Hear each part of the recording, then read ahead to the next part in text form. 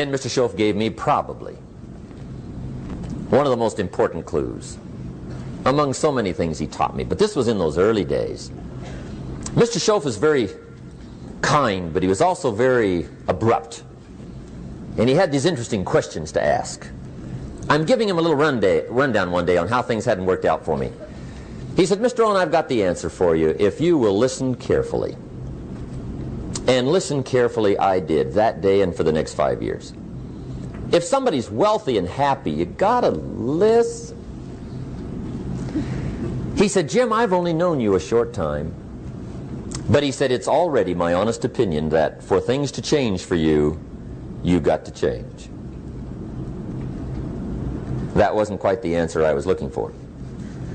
But that's the answer he gave me, and I pass it along to you on this warm summer evening in Anaheim, California, 1981. For things to change for you, you've got to change.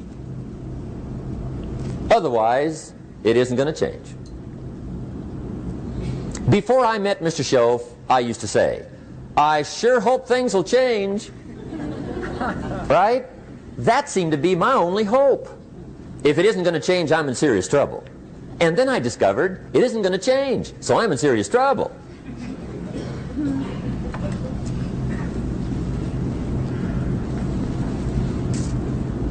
See, I can tell you what the 80s are going to be like. You have dropped into the right place. I did a seminar one time for Standard Oil executives and management in Honolulu. And we're having a conference one day on this big conference table. And one of them said to me, Mr. Rohn, you know some fairly important people halfway around the world. What do you think the 80s are going to be like? I said, gentlemen, I do know the right people. I can tell you. So they all listened very carefully. And I said, gentlemen, based on my wide experience, I can really honestly say to you, in my opinion, in the 80s, it's going to be about like it's always been. Aren't you glad you came? That's inside. I don't pass that around just everywhere. Now, of course, I said that to make a point, but I also said it because it's accurate. It's going to be about like it's always been. It isn't going to change. The tide comes in, and then what? It goes out. For 6,500 years that we know of, recorded history, and probably long before that. So it is not going to change. It gets light, and then what? It turns dark. 6,500 years. See, it's not likely to change. And we're not to be startled by that.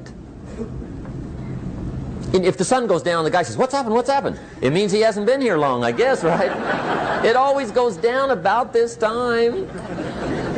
The guy says, well, I don't like that arrangement. Well, you got to talk to somebody besides me, right?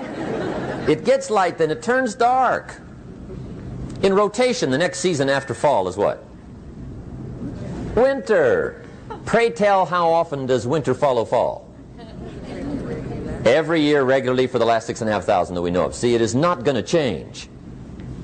Now, some winters are long, and some are short, and some are hard, and some are easy, but they always come right after falls. It isn't going to change. Sometimes you can figure it out, sometimes there's no way to figure it out. Sometimes it goes well, sometimes it gets in a knot. Sometimes it sails along, sometimes it gets in reverse. See, that's not going to change. The last 6,000 years reads like this: opportunity mixed with difficulty. That's how it reads. It isn't going to change. The man says, well, if it isn't going to change, how will my life ever change? Answer, when you change. And whether I'm talking to high school kids or business executives, my message is always the same. And it goes like this: the only way it gets better for you is when you get better.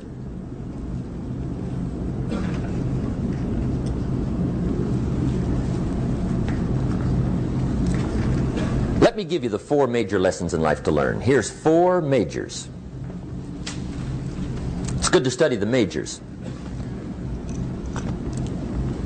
In our weekend seminar we teach. Some people don't do well because they major in minor things.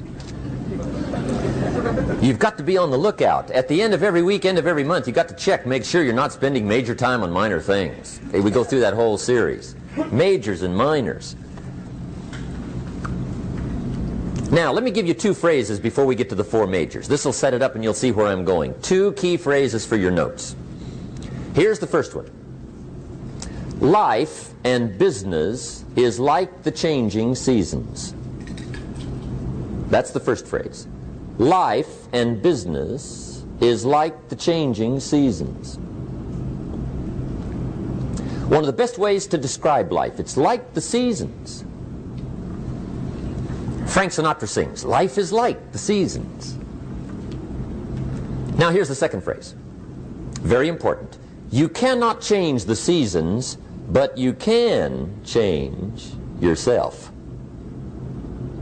You can't change the seasons, but you can change yourself. And see, that's how life gets better for you, not by chance, but by change. Now here's the four major lessons in life to learn. I've got my first book finished, came out a couple of weeks ago. This is in it, the four major lessons in life to learn. Here they are. Number one, learn how to handle the winters. That's lesson one. They come right after falls with regularity. Some are long and some are short and some are hard and some are easy, but they keep coming.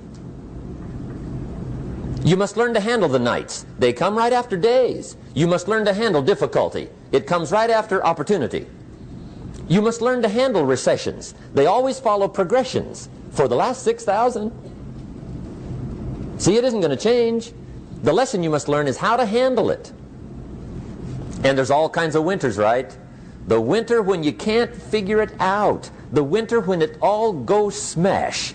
The winter when it turns belly up.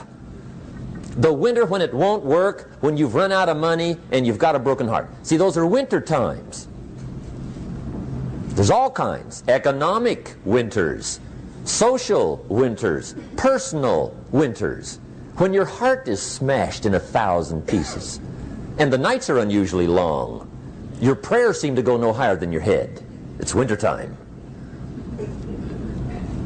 Barbra Streisand sings, "It used to be so natural to talk about forever, but used to be's don't count anymore.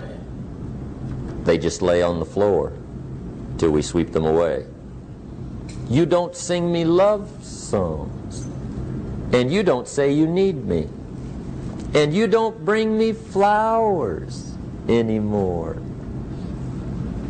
A song of winter. But see, the disappointments come.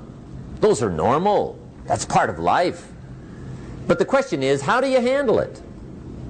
How do you handle the coming winters and the disappointments and the down times? Well, you can't get rid of January by tearing it off the calendar.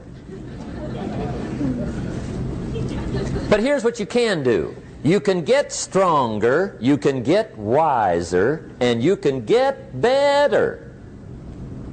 The winters won't change, but you can. And that's how life changes for you. See, before I understood, when it was winter, I used to wish it was summer. I didn't understand. When it was hard, I used to wish it was easy. I didn't know. And then Mr. Schoaf gave me a part of his very unique philosophy when he said, "Don't wish it was easier, wish you were better." See, that triggered my whole life change. Don't wish for less problems, wish for more skills. Don't wish for less challenge, wish for more wisdom. That's the key. So that's lesson one, learn how to handle the winters. Here's lesson two, learn how to take advantage of the spring. That's the second one. Spring is called opportunity. And spring follows winter. What a great place for it. If you were going to put it somewhere, that'd be the place to put it, right after winter. And pray tell, how often does spring follow winter? Every year with regularity, 6,000. You can almost count on it. See, opportunity always comes. Days follow nights. Isn't that terrific? Opportunity follows difficulty. But here's what you must learn to do. Underline these two words in that key phrase. take advantage. Underline those two. You must learn to take advantage of the spring. See, just because spring rolls around is no sign you're going to look good come fall. You got to do something with it. In fact, you have to get good at one of two things in life: planting in the spring or begging in the fall. Or get somebody to do it for you. See, those are about the only alternatives. Now here's what else you must do. Take advantage of the springs quickly, because there's only a few. Just a handful of springs have been handed to each of us. They don't come forever. Life is fairly brief. So you got to read every book you can get your hands on what to do with your springs while they're here. And take advantage, they soon run out.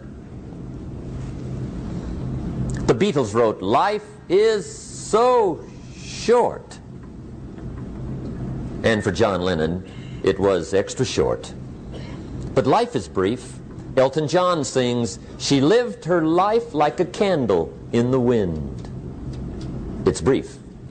So whatever you're going to do with your life, you got to get at it. Don't just let the springs pass. Here's the third major lesson in life to learn. Learn how to protect your crops all summer. You got to take care of what you start. Sure enough, as soon as you've planted your garden in the spring, the busy bugs and the noxious weeds are out to take it. And here's the next bit of truth. They will take it unless you prevent it. And that's the third major skill to learn. You've got to learn to prevent the intruder from taking all the good you start. It's one of the challenges. Here's two key phrases under number 3. First one, all good will be attacked. On this planet. Maybe not the next one we get to, but on this one, all good will be attacked.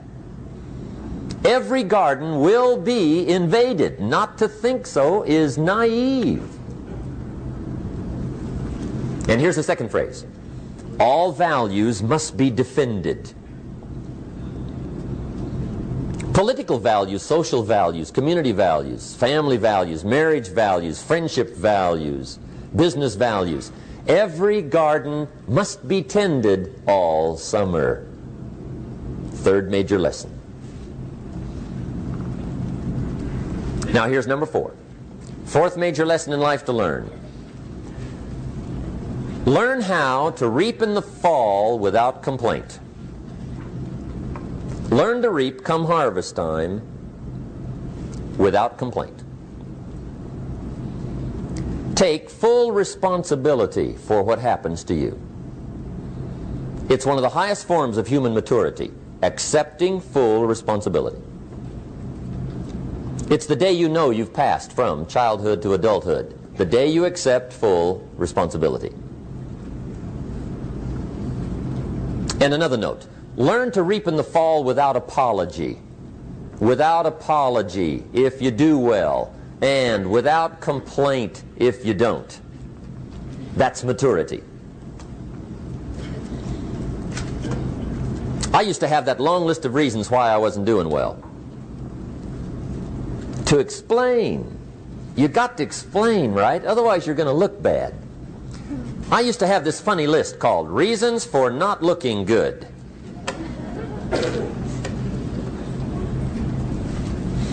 I used to blame the government. I mean, you can believe that or not. It was at the top of my list. I had a lecture second to none. The government. That was on my list.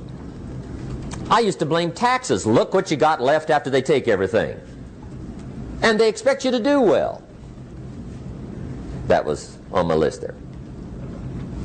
Prices, that one's easy, right? You walk into the supermarket with $20, come out with a little half bag. So I had that on my list.